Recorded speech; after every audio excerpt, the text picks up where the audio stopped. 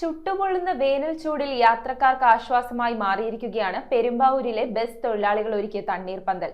Private bus transport association INTUC-യുടെ നേതൃത്വത്തിലാണ് സൗജന്യ ശീതളപാനീയ വിതരണം നടത്തുന്നത്.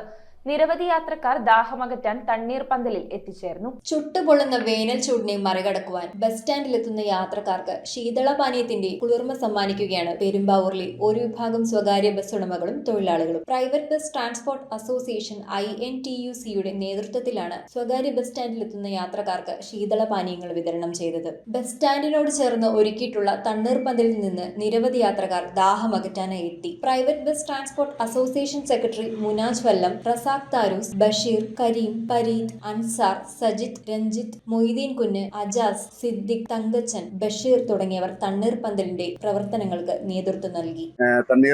തണൽ ദാഹജലം വിതരണം നടത്തി എല്ലാ തൊഴിലാളികൾക്കും ബസ് സ്റ്റാൻഡിൽ വരുന്ന പൊതുജനങ്ങൾക്കും നമ്മൾ ഒരു ആശ്വാസമായിട്ട്, ഈ വേനൽ ചൂടിന്റെ ഒരു ആശ്വാസമായിട്ട് നമ്മൾ പരിപാടി നടത്തിയിരിക്കുകയാണ്. News bureau, Perumbavoor. Premium quality granite, tiles, stone, AEC block, sanitary തുടങ്ങി ഫ്ലോറിംഗിന് ആവശ്യമായ എല്ലാ മെറ്റീരിയൽസും ഏറ്റവും കുറഞ്ഞ വിലയിൽ ഇവിടെ ലഭ്യമാണ്.